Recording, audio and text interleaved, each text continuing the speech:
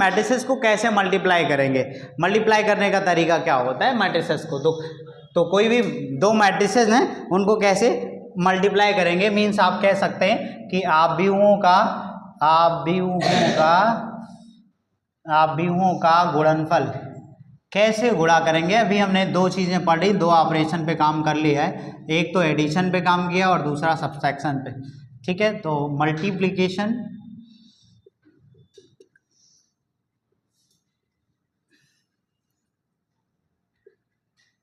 Of matrices, ठीक है। Multiplication of matrices, कैसे मल्टीप्लाई करेंगे मैट्रिसेस को। कोई ए मैट्रिक्स है हमारे पास और बी मैट्रिक्स है, सबसे पहले देखते हैं मल्टीप्लाई कैसे करते हैं, फिर रूल की तरफ जाएंगे, ठीक है। सपोज करिए ए कोई मैट्रिक्स है हमारे पास 2 3 1 2, ठीक है, और बी कोई मैट्रिक्स है हमारे पास 6 1 1 0। अब हमें मल्टीप्लाई करना है, मीन्स ए और बी फाइंड करना है। आपको बहुत सारी चीज़ें क्वेश्चन के थ्रू भी मिल जाती हैं, जैसे आपको ये भी तरीका पता चल सकता है कि पहले आप क्वेश्चन अप्लाई करें और बाद में रूल को समझ सकते हैं।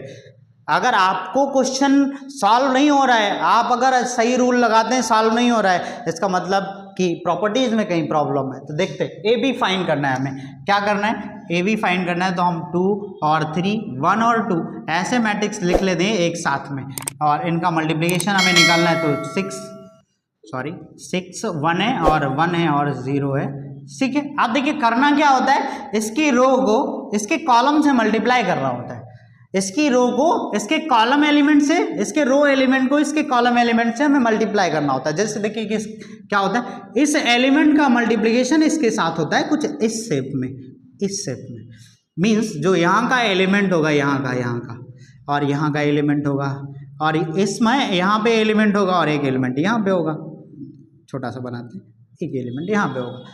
तो क्या होता है, इस एलिमेंट का मल्टीप्लिकेशन होता है इसके साथ और इस एलिमेंट का इसके साथ मल्टीप्लाई होता है, ठीक है। तो ये मल्टीप्लाई होगा इसके साथ और ये मल्टीप्लाई होगा इसके साथ, और जो नंबर आएगा दोनों ऐड कर लिए जाते हैं, ठीक है। तो हम देखते हैं कैसे मल्टीप्लाई कर रहे हैं। 2 को 6 से मल्टीप्लाई करेंगे कितना आएगा, 12 आएगा, और 3 को 1 से करेंगे तो कितना आएगा, 3 आएगा +3, ठीक है। ऐसे कर लेते हैं। आप इस रो को इससे मल्टीप्लाई किया, इसको इससे मल्टीप्लाई करेंगे और नंबर यहाँ पे लिखेंगे। 2 को 1 से करेंगे तो कितना आएगा, 2 आएगा। 3 को 0 से करेंगे तो कितना आएगा, 0 आ जाएगा, ठीक है। आप देखिए इसको इससे करेंगे, फिर से ये वाला और ये वाला आएगा तो ये इससे जाएगा, यानी कि 6 हो जाएगा, और +2 1 जा 2 हो जाएगा। फिर इसको इससे करेंगे, मतलब वो क्या हो जाएगा, 1 हो जाएगा, और 2 को 0 से होगा तो +0 आ जाएगा। इस तरह से मैट्रिक्स फाइंड होगी जो आपको 12 + 3 कितना हो जाएगा, बहुत ही टफ काम है, फिर 15 आ जाएगा, 2 और 0 2 आ जाएगा, और ये 8 आ जाएगा और ये 1 आ जाएगा, ठीक है। इतना इजीली हो जाता है, कोई भी टफ काम नहीं है। अगर ये 2 क्रॉस 2 की मैट्रिक्स थी और ये भी 2 क्रॉस 2 की मैट्रिक्स थी, और हमारे पास जो मैट्रिक्स आई वो भी 2 क्रॉस 2 की मिल चुकी है। इस तरह से मल्टीप्लिकेशन को फाइंड आउट करते हैं। अगर कोई भी दो मैट्रिसेस हैं तो उनका मल्टीप्लिकेशन ऐसे फाइंड कर सकते हैं। अच्छा अभी देखिए कौन से क्वेश्चंस होंगे जिसमें फाइंड नहीं कर पाएंगे मैट्रिसेस, जरा देखते हैं। अगर हम क्या करते हैं, इसी में अभी थोड़ा सा चेंजेस ला दें।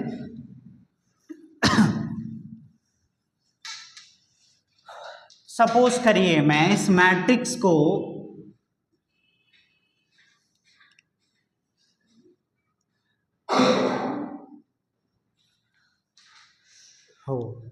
कुछ किया,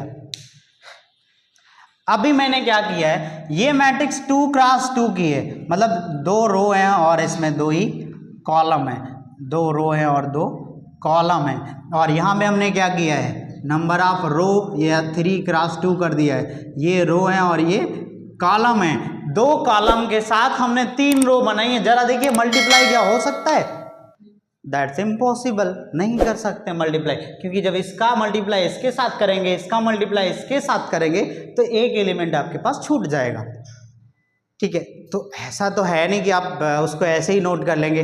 इस तरह से इसका मतलब इन मैट्रिक्स का मल्टीप्लिकेशन पॉसिबल नहीं है। रीजन क्या है, हमारे पास जो नंबर ऑफ रो हैं और यहाँ पे जो नंबर ऑफ रो है या कॉलम है वो क्या है, इक्वल नहीं है हमारे पास। अगर यहाँ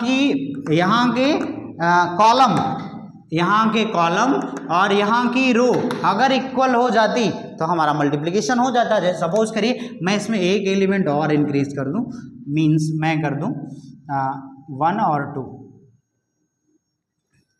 अब मैं अगर मल्टीप्लाई करना चाहूं तो हो जाएगा। इसका मतलब क्या है, हम अब ये हमारी मैट्रिक्स भी चेंज हो गई। अब कितने क्रॉस कितने की हो गई, अब ये हो गई हमारी 3 क्रॉस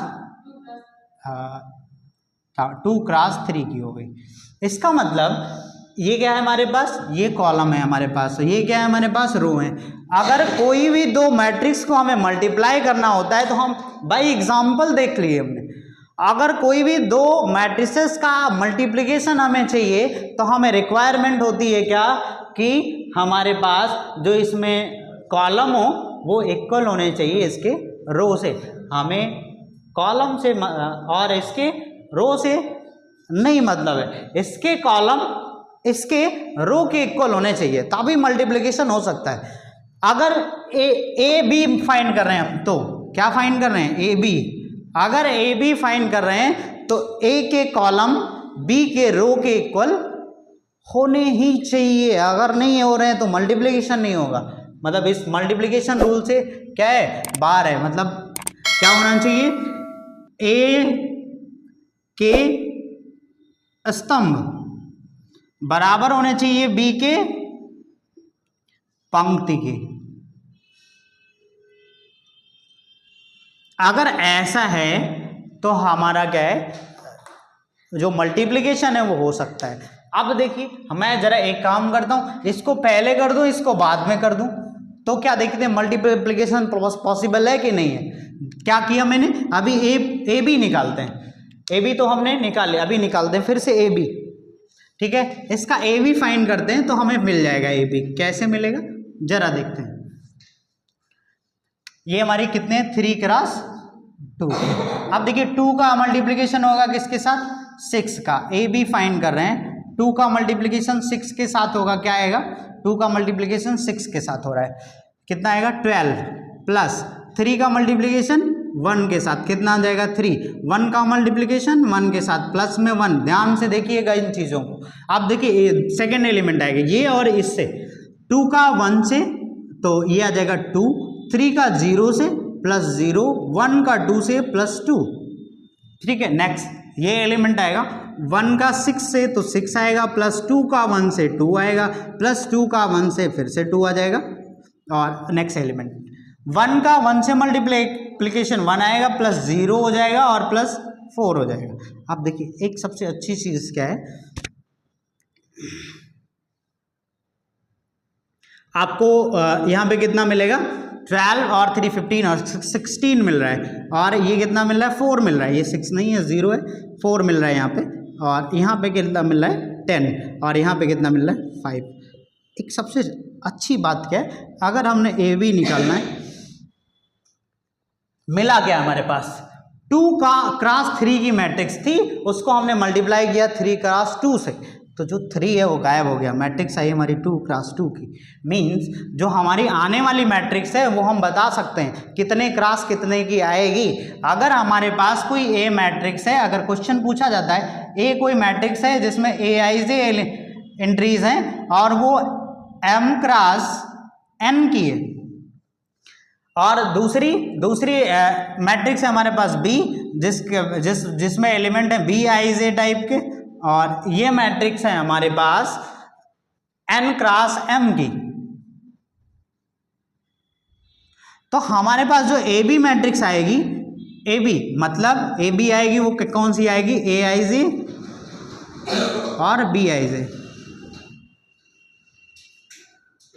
मतलब एलिमेंट्स का मल्टीप्लिकेशन जो आएगा वो हमारे पास मैट्रिक्स कौन सी आएगी, वो m क्रॉस m की आने वाली मैट्रिक्स। मींस हमारा प्रोडक्ट जो आएगा वो कौन सा मैट्रिक्स मिलेगा, स्क्वायर मैट्रिक्स। आप देख रहे हैं कि ये देखिए 2 क्रॉस 3 था और 3 क्रॉस 2 था, तो जो 3 था वो गायब हो चुका था, ये गायब हो चुका था ये। तो देखिए m क्रॉस n और n क्रॉस m, तो जो ये n है ये क्या हो जाएगा हमारा गायब हो जाएगा और हमारे पास मल्टीप्लिकेशन इस टाइप से आ जाएगा। अब आप ढेर सारी मैट्रिसेस का मल्टीप्लिकेशन कर सकते हैं, आपके पास बहुत सारे एग्जांपल हैं, अपने आप से भी क्रिएट कर सकते हैं ढेर सारे एग्जांपल।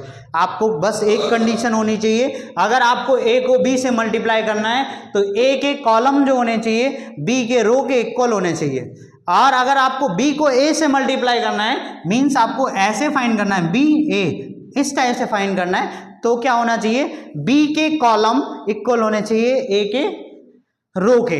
अगर ऐसा है तभी आपका मल्टीप्लिकेशन पॉसिबल हो सकता है, वरना आपका मल्टीप्लिकेशन पॉसिबल नहीं होगा। और सबसे ज़रूरी बात यहाँ पे जो ये मल्टीप्लिकेशन है, अवयवों का गुणनफल है, जैसे आप एडिशन देखते थे वहाँ पे कम्यूटेटिव लॉ होल्ड करता था, यहाँ पे होल्ड नहीं करता है। मींस यहाँ पे अगर मल्टीप्लिकेशन के केस में देखें तो ए डॉट बी जो होगा, मतलब ए क्रॉस बी जो होगा, ये बी क्रॉस ए के इक्वल नहीं आएगा, मतलब ए बी ए के इक्वल नहीं होता है। यहाँ पे क्रमविन्यास नियम लागू नहीं होता है मल्टीप्लिकेशन के साथ। ठीक है, तो थैंक यू, आज के लिए इतना ही, और मिलते हैं अगले वीडियोज के साथ। Thank you so much.